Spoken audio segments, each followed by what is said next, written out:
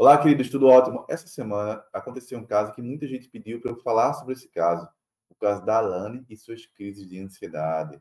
Teve dois momentos específicos que muita gente me escreveu querendo saber as causas, por que isso acontece e o que eu penso sobre a atitude do Nizam quando ele debochou pelo fato dela ter uma crise de ansiedade. Esse vídeo eu vou comentar o caso da Alane, BBB 24, e o momento do desmaio, e o que está por trás, e pode estar por trás de pessoas que desmaiam por causa de crise de ansiedade. Vem comigo que esse vídeo vai ser brutal. Então eu queria que agora vocês prestassem atenção no momento exato que ela desmaia. Dá uma olhada no vídeo. Eu acho, eu como amiga, errado. Primeiro ponto, eu queria comentar esse trecho inicial. Quando ela começa a falar sobre a fofoca, digamos assim, relacionada à amiga dela, a fofoca com a Vanessa, o Nizam, o que ele faz? Eu falei, naquele momento ela diz, não, calma. Então, ali a gente começa um processo que tem muito a ver com pessoas que têm crises de ansiedade relacionadas ao medo do conflito. Quando o cérebro dela começa a perceber que vai haver um conflito, ali começou a crise de ansiedade dela. Então, as pessoas só vão enxergar o sintoma lá na frente, mas aqui a gente já começa a observar que ali é o gatilho inicial, quando ele diz assim, ó, mas eu falei, não, calma. Ou seja, muito medo do conflito. A gente dá para perceber que a Alane tem essa raiz, o medo do conflito. E aí eu queria que você percebesse na linguagem corporal, não verbal, que o Nizam passa no momento que ele começa a conversar com ela. O que ele faz? Ele cruza os braços. Quando ele cruza os braços, ele já está sinalizando para ela que ele não vai ouvir o que ela tem a dizer, que ele não concorda ou que pelo menos está fechado para o que ela tem a dizer. Se ele estivesse aberto para receber a informação, ele estaria com os braços para baixo, ou de outra forma. Mas quando eu faço isso, eu estou dizendo assim, ó, eu não concordo com você, eu não estou aberto a te ouvir. Então, eu estou, digamos assim, olhando para a pessoa, mas não estou aberto a ouvir a pessoa. Eu faço isso. E aí, a sinal que ele manda para o cérebro da Alane é: vai vir conflito por aí. Então, bora continuar vendo o vídeo aqui. Eu ter falado isso pra ti, sendo que ela falou sobre isso no quarto, entendeu? Então eu, como amiga, me acho no dever de falar pra ela que eu te falei isso. Só que se eu falar isso pra ela, eu vou ter que dizer que foi tu que me falou. Eu posso te expor? Então, perceba.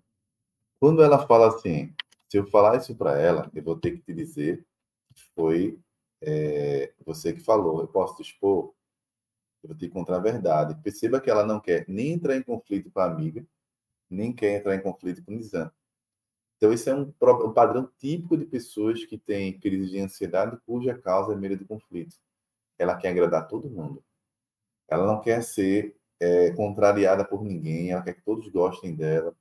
A segunda raiz relacionada a esse tipo de comportamento é a carência emocional. E a carência emocional faz você querer ser um agradador, uma pessoa harmoniosa. A pessoa que tem carência emocional, ela carrega uma forte necessidade de harmonia. Tem que estar tudo, todo mundo tem que estar bem. A necessidade de harmonia constante. Eu não posso entrar em conflito com ninguém, não posso desagradar ninguém. Então ela fica ali no meio como uma marionete entre duas pessoas que são adultas, que poderiam simplesmente se virar e resolver. Ela se mete no problema, fica no meio ali, e aí ela começa a ficar numa situação em que ela nem quer desagradar a amiga, nem quer desagradar o Nizam. O que acontece? Ela vai começar a somar a carga de possíveis conflitos que podem surgir, e a conversa continua. A gente vai dar uma olhada no vídeo aqui. A sério, você tá me perguntando isso? Eu não sei o que eu faço. Se você fizer isso, você vai fazer uma merda gigantesca. Que é uma merda. Então, eu queria que você percebesse a linguagem que o Nizam utilizou no vídeo. É sério que você vai fazer isso? Se você fazer isso, você vai fazer uma merda. Ou seja, é uma linguagem totalmente agressiva. Ele já tem um posicionamento, uma linguagem, um posicionamento de um homem agressivo. E aí que está o ponto. A pessoa que ela tem medo do conflito, quando ela entra em choque com uma pessoa que demonstra agressividade, isso vai automaticamente tocar na ferida que ela carrega. Eu não conheço a fundo a infância da Alane, mas, em geral, pessoas que têm medo do conflito são pessoas que viveram muitos conflitos na infância, ou aquela pessoa que seria a figura de proteção da pessoa na infância era uma pessoa muito agressiva. Então, imagina uma criança cujo pai é extremamente agressivo, explosivo. Por essa criança ter associado muita dor ao fato do pai ser muito explosivo, era explosivo com a mãe, explosivo com ela, o que ela faz? Ela suprime a agressividade em si. Ela retira a agressividade dela por acreditar que a agressividade é ruim, é doloroso. Então a mente dela faz o quê?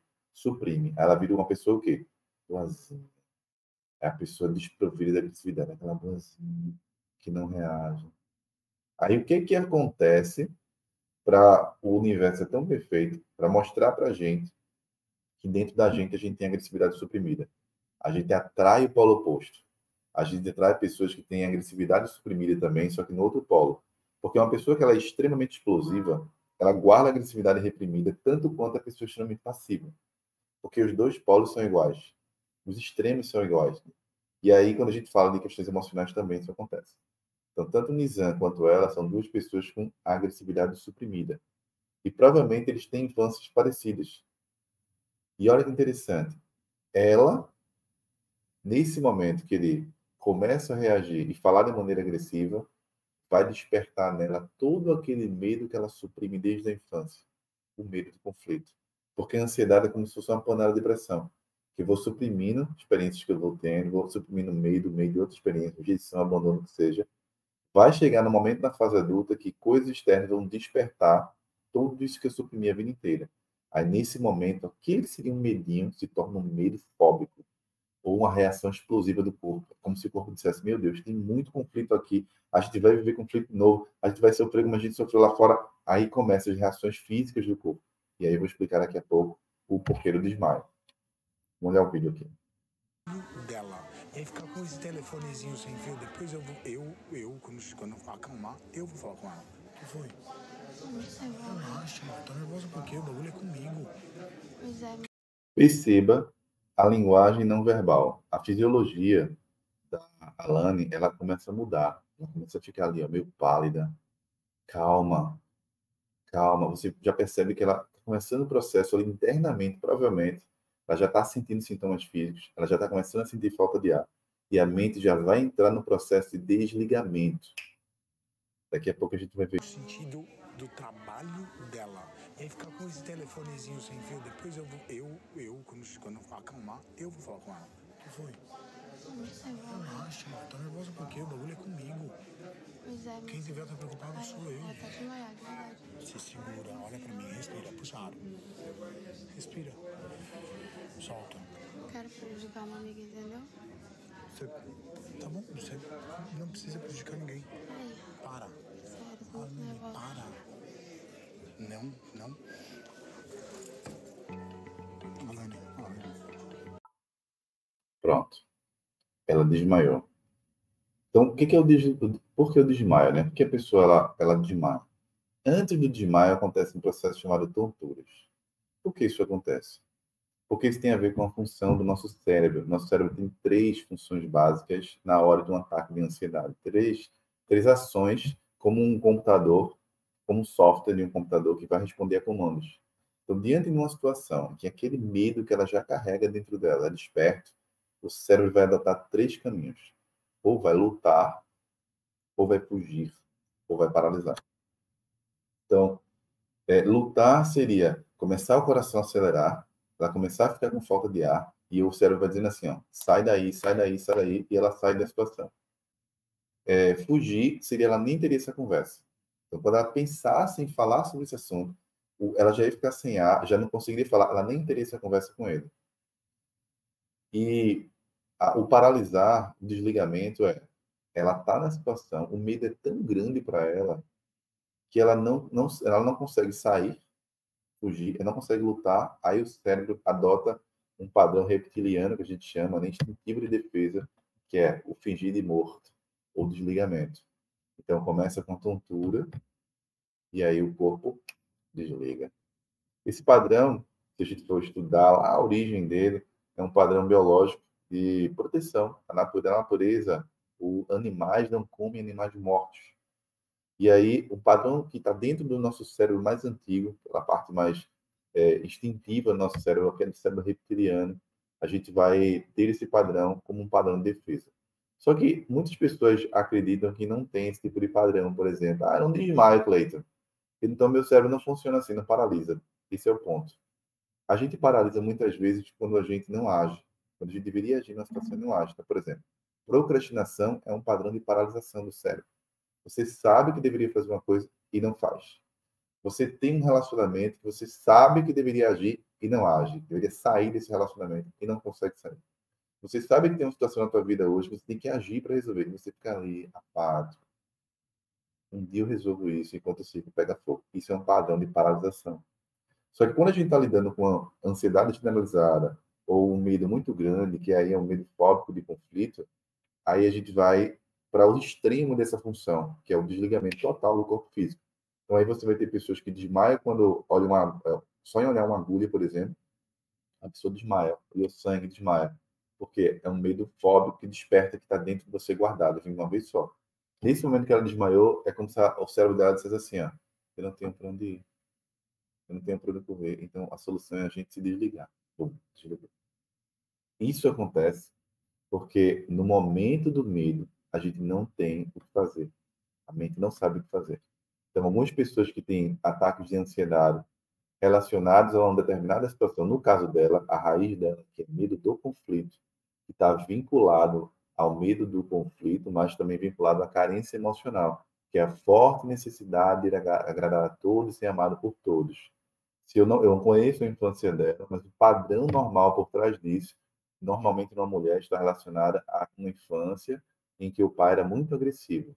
Aí ela atrai um homem agressivo para espelhar a necessidade de amor que falta nela. O que está faltando nela? Amor de pai. Aí eu vou colocar alguém para substituir esse pai. Aí um homem que seja igual ao meu pai, agressivo. Aí vai tratar ela como uma filha que fala alto, que bota o dedo na cara, que diz o que tem que fazer, que diz a roupa que tem que usar, que diz o que tem que falar. É como se ele estivesse tratando ela como uma criança que ele tem total domínio. E não necessariamente esse relacionamento aqui, mas é um padrão de relacionamento em geral que acontece em pessoas que têm o medo do conflito que vem da infância relacionado ao pai, e a mulher vai tentar compensar isso, buscando um relacionamento em que o homem funcione como pai dela. Só que tem outro trecho muito brutal e muito que demonstra o preconceito que muitas pessoas têm com pessoas que têm crise de ansiedade. Bora dar uma olhada nesse trecho aqui. Gigante, eu não aguento isso aí, sabe? Tudo fica gigante. Eu não tô mais. Ó, na moral, eu tô com o meu saco bem do cheio. A menina vai me ter um ataque de ansiedade porque ela me contou um bagulho que ela não deveria ter contado, gente. Que maturidade é essa? Não tem A isso. menina vai ter um ataque de ansiedade porque ela vai me contar um bagulho que não deveria ter me contado, gente. Que maturidade é essa? A pergunta não é que maturidade é essa. A pergunta é que ignorância é essa, pessoal? Olha a tamanha ignorância da pessoa. Olha o nível de intolerância das pessoas. Então a gente parte do pressuposto que todo mundo tem que ser igual a todo mundo. Eu sei lidar com conflito, eu sou o machão, eu sou o cara. Todo mundo tem que agir como eu reagir como eu reajo. Só que ele também tem medo do conflito tanto quanto ela. Só que o nível de autoconhecimento dele é tão baixo que ele não consegue sequer se enxergar. Aí ele enxerga nela a fraqueza que tem nele que tem dentro dele também. Então, quando eu aponto para ela a raiva dela ter reagido de maneira imatura, eu reajo no outro extremo dela, sendo raivoso. Porque se ele fosse, de fato, um cara equilibrado emocionalmente, tivesse conhecimento de si mesmo, a conversa teria se desenrolado por outro lado. Porque o que é uma pessoa madura, de fato? Ele chama ela de imatura aqui, né? Mas vamos falar o que é uma pessoa madura. Uma pessoa madura não é uma pessoa que reage como ele reagiu, por exemplo, se impondo ali, sendo grosso com ela, porque ela é uma mulher, deveria ter tratado ela como uma mulher pede em tratamento, deveria ter tratado ela com gentileza, ela foi gentil com ele, a forma como ela começou a conversa foi de uma maneira gentil. Ele deveria ter espelhado o nível de comunicação dela e ter falado com ela no mesmo tom, na mesma vibração que ela estava trazendo ali, trazendo proteção e calma para ela. Tudo bem, poderia ter dito assim, ó, tudo bem, Alane, eu entendo você. Vamos fazer o seguinte, eu converso com ela e não te preocupa que vai ficar tudo bem, eu garanto que vai ficar tudo bem. Isso é uma questão que eu mesmo resolvo, eu acho que você não precisa se meter nisso, eu resolvo isso num outro tom. Aí ela ia se acalmando, vai ficar tudo bem, ou seja, eu vou trazer proteção para ela, ainda bem que vai ficar tudo bem. E eu já ia ser o tiro de letra, não se preocupa, eu sou bom nisso. Aí ela, ai, o que vai resolver? Mas quando eu digo, o quê? Você fez merda? Você não deveria ter falado. Aí eu estou agindo como talvez o pai dela agia com ela, ou talvez a mãe, ou talvez a infância dela foi isso. Aí despertou, aí a criança interior dela veio à tona, começou a ficar com muito medo. No momento que eu digo que isso é imaturidade, primeiro, eu estou sendo imaturo e ignorante por não entender que as pessoas são diferentes. Segundo, perceba que a ansiedade não é uma doença. A ansiedade é uma reação emocional que a pessoa tem. Algumas pessoas vão ter por histórico que a pessoa carrega da infância e de situações que viu na infância. Mas que ele tem a mesma raiz que ela. Esse é o ponto. Os dois extremos são iguais. Então, então uma coisa que eu queria falar nesse vídeo, primeiro, quando você tem uma pessoa que ela tem um ataque de ansiedade diante de conflito, essa pessoa, você tem que ajudar essa pessoa de uma maneira mais madura, ou seja, espelhar a pessoa, ter empatia, se comunicar de forma que ela consiga lidar com aquilo, naquele momento, com aquele conflito. Se você está do lado da pessoa, né? Se você é o marido, se você é o namorado, se você é a mulher, se você é a namorada, se é o seu filho, tem que entender como a pessoa funciona. Segundo, quando eu falo do jeito que eu falei, eu estou mandando uma mensagem, significa que a pessoa tem uma calma, uma raiz emocional, que é desperta em determinadas situações, que é algo interno, ou seja, ela tem um medo do conflito, é uma causa emocional, que está relacionada a feridas na infância. Tratou essa causa, ela nunca mais vai sentir sintomas físicos, porque quando a causa é tratada, o sintoma vai embora. Mas isso não significa maturidade, não significa que ela é inferior a outras pessoas, não significa nada disso. Isso é um preconceito que algumas pessoas carregam, no caso ele aqui, e que na brutalidade dele, que a brutalidade dele para ele é confiança, que na verdade não é confiança, é insegurança no outro polo, ele faz pouco caso aqui da Alane, né? Vamos continuar o vídeo aqui. Não tem estrutura, meu irmão. Aí eu falei pra ele, falei isso ontem, mano. você tava certo. Eu falei isso ontem. Falei isso ontem. Não tem nada a ver com isso. Acho que tem, viu, velho? Não tem nada a ver com isso, porque eu deixei muito claro pra ela não me trazer informação. Do que adiantou isso? É uma menina, cara. É uma menina. Falou isso. É uma menina, cara, é uma menina, olha aí. Vários meninos, dois meninos e uma menina falando de outra menina. Isso é o preconceito que a gente vive em relação a pessoas que sofrem ansiedade. As pessoas simplesmente julgam, dizem, essa é uma menina. E claro que ela tem os desafios dela. A Alane vai ter os desafios de curar sua criança interior, de curar esse medo do conflito que existe, uma forma de você trabalhar isso. Mas o que eu observo aqui é o preconceito que as pessoas têm. Mas olha as pessoas que estão falando sobre isso. Olha a representação aqui, digamos assim, de pessoas que estão apontando o dedo na cara da outra, né? Porque ela teve uma crise de ansiedade ali em público. É uma menina, não tem estrutura, e cada um chega e fala. A parte mais difícil para uma pessoa que passa por ansiedade é lidar com esse tipo de gente aqui. Porque esse tipo de gente é a pessoa que ela quer se colocar no polo de superioridade, perfeição, e só apontar. Mas se eu for observar aqui e for buscar os padrões emocionais de cada um aqui, vai ter várias lamas aqui, muita podridão aqui, muitos pontos de melhoria, várias questões emocionais, vários problemas emocionais que cada um tem aqui. Porque quando eu estou apontando no outro, na verdade eu estou apontando algo que eu reprimo em mim mesmo. Cada um aqui tem problema em confiança, em nível de confiança também. Só que não foi revelado ainda, ou para mim, eu consigo perceber que eu estou observando sob um outro ponto de vista. Eles não conseguem perceber, por isso que eu aponto ela e assim eu me sinto superior, eu me sinto melhor, eu me sinto, olha, eu sou maduro, eu sou forte, ela é imatura, ela é uma fraca, ela é uma coitada. Então, essa realidade é uma realidade comum de pessoas que sofrem de ansiedade enfrentam com parentes, com amigos. E se você passa por isso, o primeiro elemento é se afastar desse tipo de gente aqui. Se você ficar conectado com esse tipo de pessoas que te colocam para baixo, que ficam dizendo que você tem um defeito e começa a zombar da sua cara, isso vai te colocar ainda mais para baixo ainda. Vai te instalar, vai desinstalar de você outro medo relacionado ao medo do conflito, que é o medo da rejeição. Então, nesse vídeo aqui, a gente observa que a tontura acontece por causa do medo, num momento que a gente se sente paralisado, que às vezes a gente não desmaia, mas se sente paralisado, e é um padrão de paralisação também, que não necessariamente você tem que ter uma crise de ansiedade ou uma crise de pânico de maneira recorrente para passar por uma situação de desmaio. Às vezes você vai ter um medo muito grande, uma situação muito estressante, que a única fuga para o seu cérebro é te desligar. E normalmente o desmaio ele vai acontecer após o momento de tontura, se sentir tonto.